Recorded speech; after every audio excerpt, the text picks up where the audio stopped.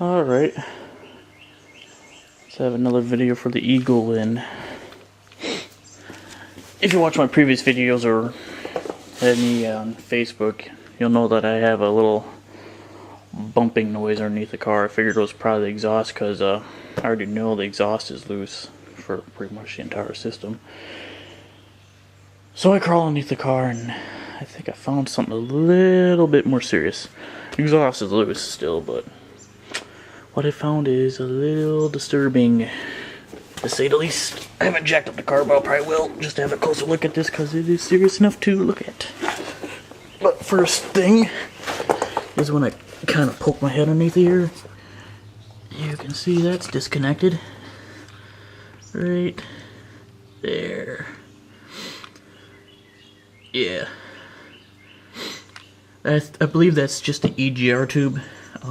Supposedly it did break off in the past before. When this thing was driven from Washington to Michigan, and the shop repaired it for free for the dude. But yeah, I'm pretty sure it's EGR. Because this car has a carburetor, and therefore I don't see any point for having an O2 sensor if you're not having injectors to. Because that's the point of an O2 sensor, is to give you accurate measurement of how much waste fuel or whatnot is in there. And something else you can notice is that little rubber hose connector there kind of sat on the exhaust, burned up, but it doesn't look like it actually caught on fire, so that's probably why I never smelled anything. But and it just connects this side of the catalytic converter. You can see the old exhaust is loose. There's like no hangers. It's just held on from whatever's up there. But I don't know if I can get the camera underneath here or not. I'll show you what happened when I was shaking the exhaust. Slide back here a little bit. Sorry. Again, I'll need to jack up the car. But first, just wanna shoot. Shoot! Yeah, probably just have to jack up the car altogether just to show you guys. Fuck. Readjusting.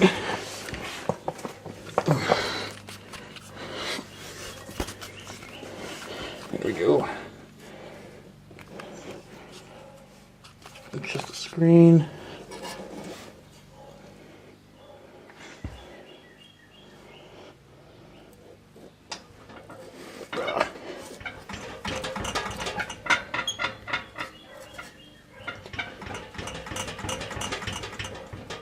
You might be seeing it on the camera, but I'm noticing that my transfer case is moving when I move the exhaust around.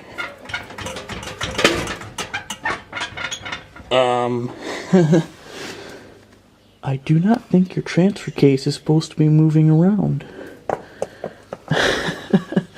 So, yeah, that's probably why it's making a little bit of a thumping noise a little bit. Especially in reverse.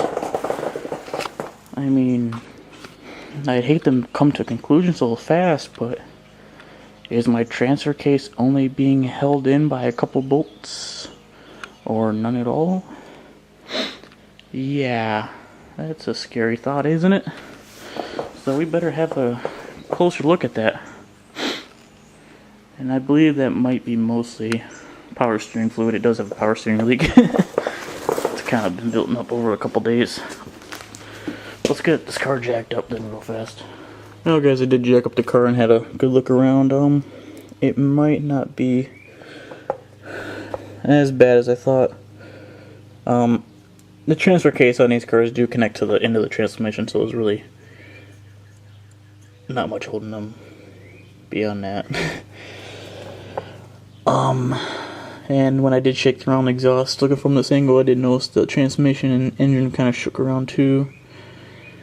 So I'm thinking maybe that could be all coming down to the fact that it's just got a worn transmission mount, which is right there. You can see that barely.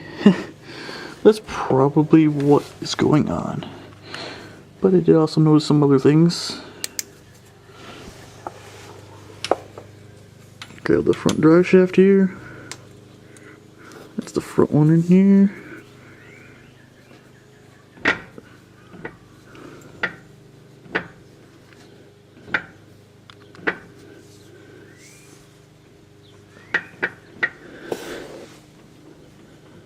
That's a lot of play. Could be just because I'm not in 4-wheel drive or anything. Here, I'll turn on the light so I can see. If you can.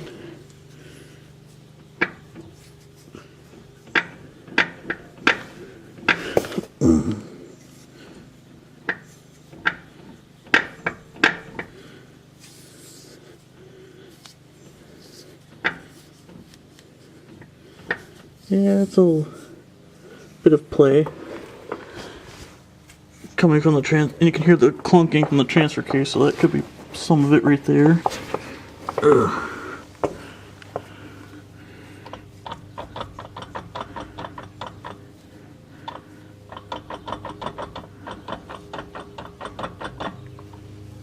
Yeah. Whoop-de-doo. I'm pretty sure these transfer cases are all chain driven, like most of them are. So the chain's probably got some wear in it. That's what I'm thinking. At least that's what would be nice, having at least normal wear. Kind of also does sound it doesn't really have much in here as far as fluid goes, but yeah, that'll checked anyway soon. And there's the speedometer cable input right there. Yay! I'll still probably have someone else do it. I'm too lazy to do that shit. Definitely too lazy. But I guess if you guys want a better underview of the front end, I guess too, I can give you that real quick. Yep, there's the front axle. It kind of just gets bolted to the engine block. Yarr. Pretty basic stuff. Bushings look like a little weathered, but they're intact. Yeah. Shocks probably need replacing. Those rear ones are kind of seeping fluid, but you know, they're old.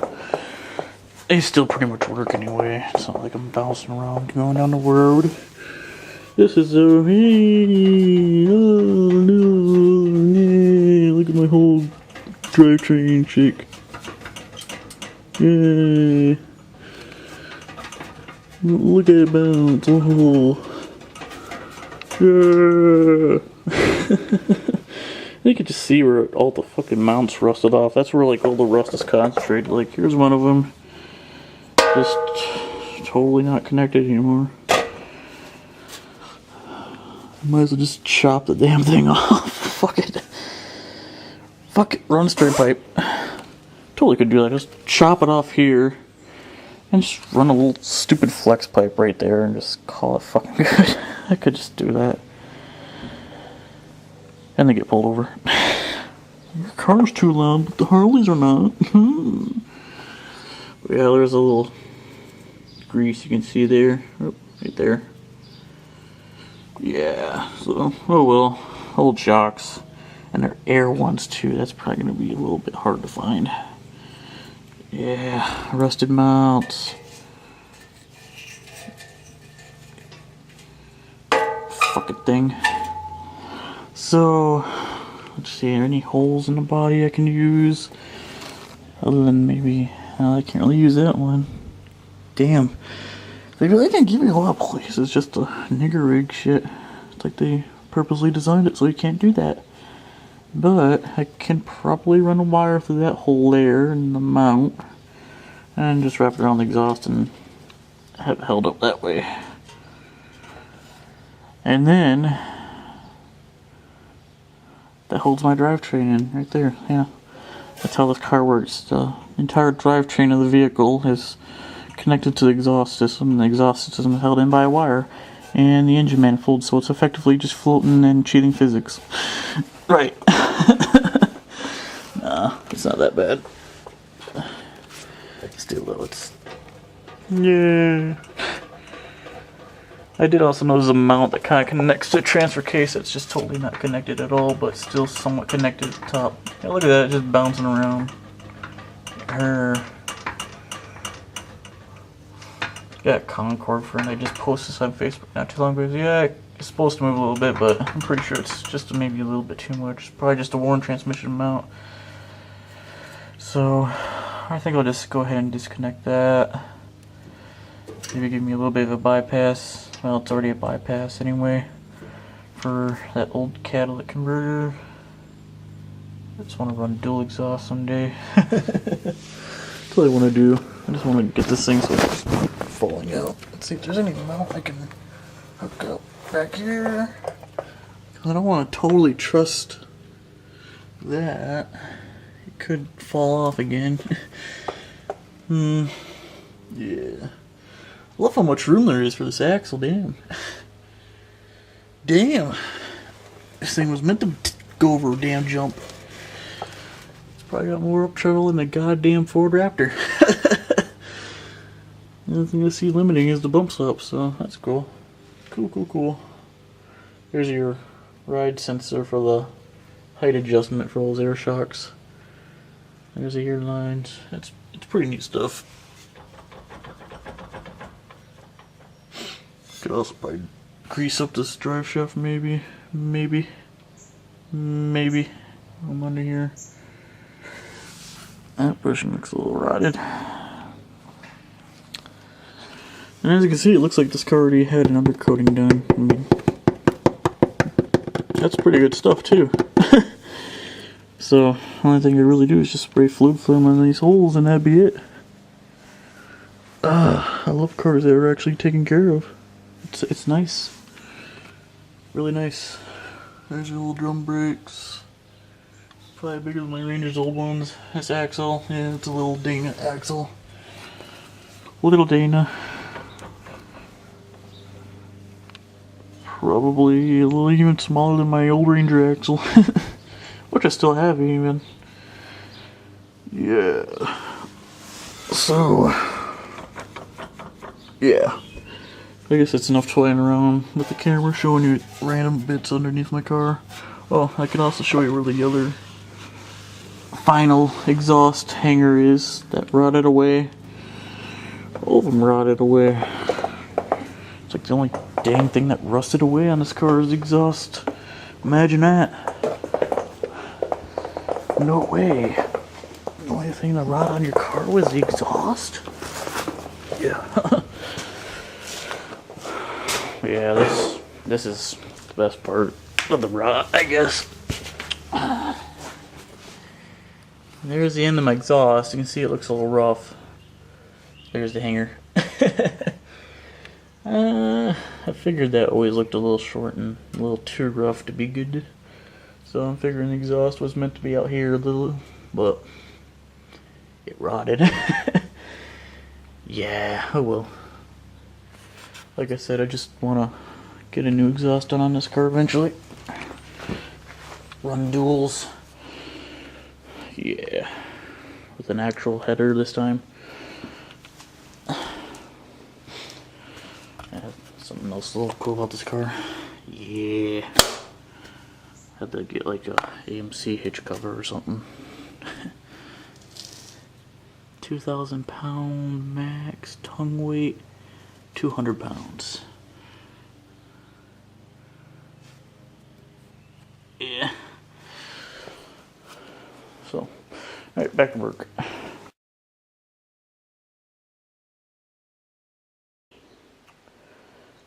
Yeah, there you got it. Yeah, even Mother Nature agrees that EGR systems suck. Here's what rotted through and it was repaired before, and well, it just sort of came off. I'll probably use these little bands there. Totally melted through the hose. That totally rotted away. And that just sort of like crumbled apart. I took the band off and I didn't want to pull out, so I just kind of yanked on it and just ripped. And just kind of snagged that off too. Yeah. So that will probably never be going on anytime soon, ever. ever. And I also got the exhaust rigged up so it's not totally loose anymore, but yeah, whatever. Thing is, though, it is kind of close to sleeve spring. It'll probably be banging around there, you know. Oh well. Can't have it all. There's really no other way I can really rig it unless I like puncture the gas tank and drill a hole through that way. But there you go, wires. It's pretty much what I did for my Ranger, and it's always held up fine. So I'll just do it with that for the meantime.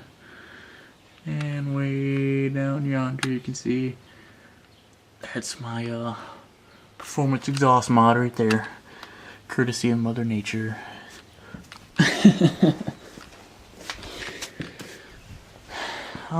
One other thing I did notice though is that there's a little structure brace. I don't think it's really that much of an axle mount. Could be part of a series of axle mounts, so it doesn't look too important because a bolt missing out of it is not big. But I'll see if I can show you. Bumped my knee a couple times now. It's starting to get bruised. God damn it. Fucking knee. Bumping into shit. Alright. Right there. Yeah, that's missing.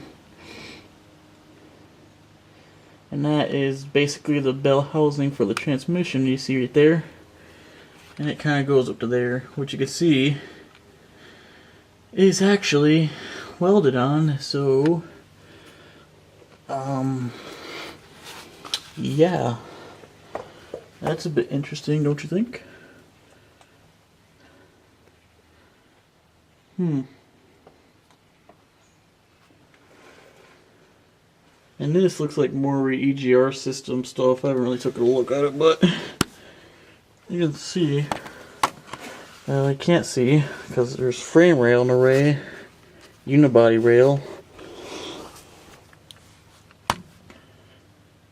You can kind of see how it goes up in there. Here's the one from the catalytic converter. And they all just kind of go up, and that one goes up that way. Yeah. So, yeah. It's on that side, and it's a really small bolt hole. I really doubt I have any match the right size. So, interesting, I guess. Looks like my rear main's worn out. Rear main seal. Yeah, there you go. So I guess I'll just go and lower this car then, because I really don't know much more I could do underneath there. For now, at least. So, once I do that, I'll pop the hood and see if I can maybe get at some of that emissions tubing that's no longer required because it's really not even hooked up anymore. So I'll do that real fast then. Yeah, just pretty much exactly as I thought. Here's your two hoses. Basically, you got this is the one that came from the catalytic converter, and this is like the other one. And if we quickly squeeze through my awesome tight parking job, like my own little signature move, and quickly turn on this little light. Yeah, they're just disconnected anyway. So it's not like they're really serving a purpose or anything. However, I can't just pull them out because there is vacuum lines tied into the system, and I really don't have a way to just cap them off completely just yet. Although it would be something to consider in the future, because I'm looking around, all I can see is, you know, they go up to there. You got these little vacuum, guessing like check valves basically. And this wire, follow it there. And this wire comes up back here. There. Yeah, I don't really have anything to plug those off yet. I can look around and see if they got like little plugs around, or if you guys know of any that could just really be quickly easy to plug up. I can just plug those up and just yank out the system in general, I guess. Although I'm not sure the second one, because I'm not really totally sure where it goes, to be honest with you. I saw it came over this side, but that was about it. And I really didn't want to feel like digging around forever. But it's probably somewhere nonchalantly needed or necessary.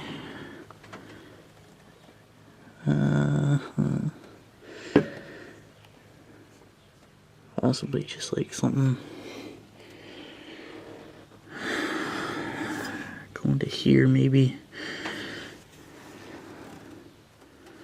Not entirely sure, but whatever. Yeah, something I did do is I don't need to open it. I got a new filter. The old one's in a box somewhere. That's something I did do, and I did also hook up a little clamp around this little heat riser. Helps warm it up, obviously, for winter and general cold starts. Yeah, lots of vacuum line. That's how it was in the old days. And I did also check brake fluid. I got some, but it's really nasty looking and needs to be flushed out. That's cool. So anyway, yeah, emission systems were disabled long ago. In fact, you can see the caps where they used to go. So that is already done. Obviously, goddamn. Move the Michigan. The first thing people would probably do to their cars is disable that shit in the first place, because it's no inspection state, you know. Just get it off my car. So yeah, it's already disabled. Just vacuum lines hooked up to it, which already really, it's not doing much right there. It's just weight, I guess. You got like maybe a half a pound in unnecessary weight. Need to remove that shit now. Yeah, I guess the other thing I gotta do is really check one of the plugs real fast. Pretty sure the engine's cooled down enough, yeah. But yeah, that's pretty much the most of it. Thinking of anything else I could do? Not really. But I'll see if I'll go and pull those plugs just to check their condition. See if I'll have to replace those soon too. I doubt it. It seems to run fine. So if they look interesting, I'll bring it back to it. If not, I'll just go and conclude this video now. So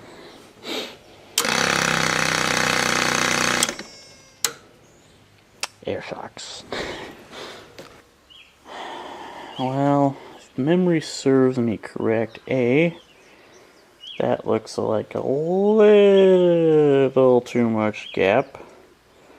It looks like it was running a little hot, and it looks like it's got a bunch of ash on it, which means a little too many additives.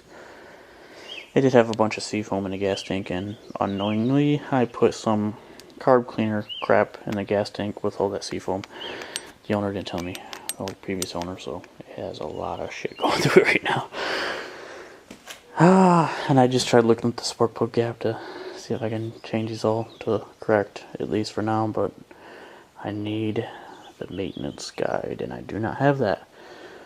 I have the owner's manual, but it only goes so far, really.